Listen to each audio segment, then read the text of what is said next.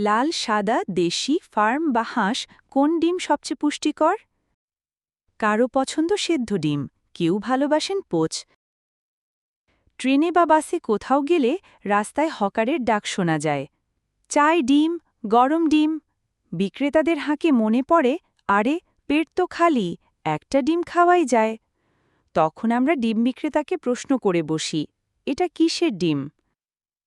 ডিম যে পুষ্টিকর এ তো আমরা সবাই জানি, কিন্তু কোন ডিমটা খাব? লাল না সাদা? দেশি না ফার্মের মুরগির ডিম? মুরগি নাকি হাঁসের ডিম খেলে বেশি পুষ্টি পাব?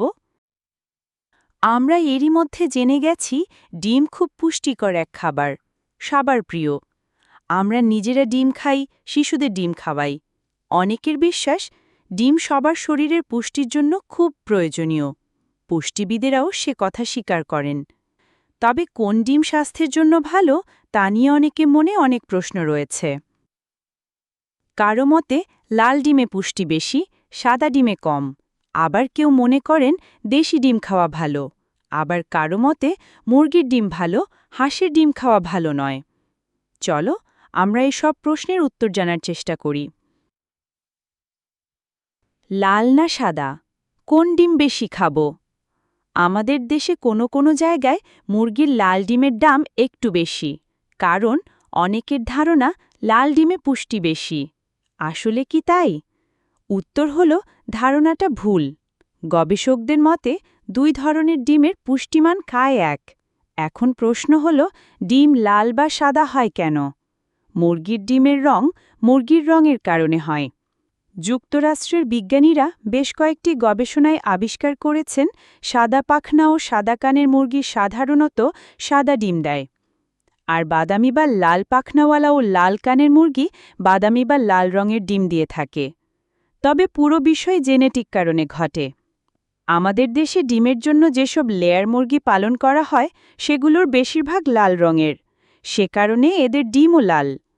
ডিমের স্বাদ কিংবা পুষ্টিমান ডিমের রঙের উপর নির্ভর করে না। লাল বা সাদা ডিমের পুষ্টিমানে কোনো পার্থক্য নেই, তাই যে কোনো রঙের ডিম খেতে মানা নেই। এর জন্য বেশি দাম নিয়ে বিশেষ রঙের ডিম কেনারও কোনো দরকার নেই। দেশি না ফার্মের মুরগির ডিম? দেশি মুরগি ও ফার্মের মুরগির ডিমে পুষ্টিমানের ধরন আলাদা, আর এটা আলাদা হওয়ার কারণ হচ্ছে উভয়ের খাবার। ফার্মের ডিমে কোনো সমস্যা নেই, সমস্যা হচ্ছে ফার্মের মুরগির খাবারে। দেশি মুরগিকে সাধারণত আলাদা কোনো ফিড বা বাজারের খাবার দেওয়া হয় না। মুরগি নিজে বাড়ির আশেপাশে চড়ে বেড়ায়। অন্যদিকে ফার্মের মুরগিকে যে খাবার দেওয়া হয় সেগুলোর কোনো কোনো খাবারে অ্যান্টিবায়োটিক বা হরমোন থাকে। এসব খাবারের কারণে কোনো কোনো ফার্মের মুরগির ডিম স্বাস্থ্যের জন্য ঝুঁকিপূর্ণ।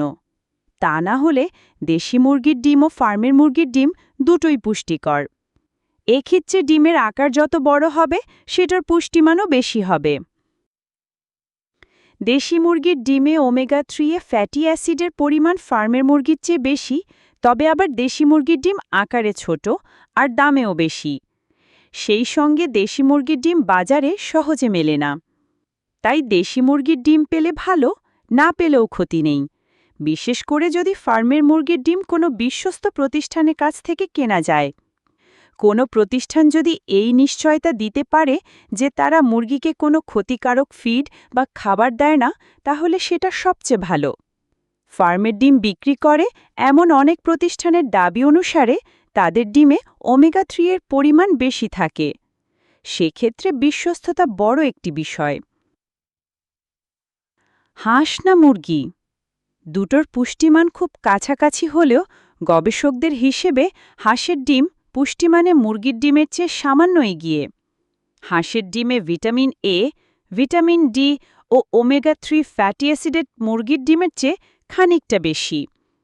সে কারণে হাঁসের ডিম খাওয়া ভালো, কিন্তু মুরগির ডিমের পুষ্টিও কম নয়। আমাদের দেশে হাঁসের ডিমের দাম বেশি, আবার সহজে মেলে না। আবার হাঁসের ডিমের গন্ধ অনেকের পছন্দ নয়। অনেকের ধারণা হাঁসের ডিম প্রেশার বাড়ায়। আধুনিক গবেষণায় এখন পর্যন্ত বিষয়টি প্রমাণিত নয়। তারপরে অতিরিক্ত ডিম খেলে শারীরিক সমস্যা হতে পারে। তাহলে দিনে কয়টা ডিম খাবো? অস্ট্রেলিয়ার গবেষকরা দেখেছেন সাধারণত একজন প্রাপ্তবয়স্ক ও সুস্থ মানুষ দিনে 3টা পর্যন্ত ডিম খেতে পারেন। তবে তারা সতর্ক করে দিয়েছেন যাদের হার্টের সমস্যা কিংবা কোলেস্টেরল বেশি তারা দিনে 1টি করে সপ্তাহে 7টি ডিম খেতে পারেন। সাদা অংশ না কুসুম? ডিম সেদ্ধ বা ভাজি যেভাবেই খাই না কেন আমরা আস্ত ডিমটাই খেতে চাই। তবে উপরের কথা অনুসারে যাদের হার্টের সমস্যা আছে তাদের জন্য ডিমের কুসুম খাওয়া ঠিক নয়, কারণ কুসুমে কোলেস্টেরল থাকে।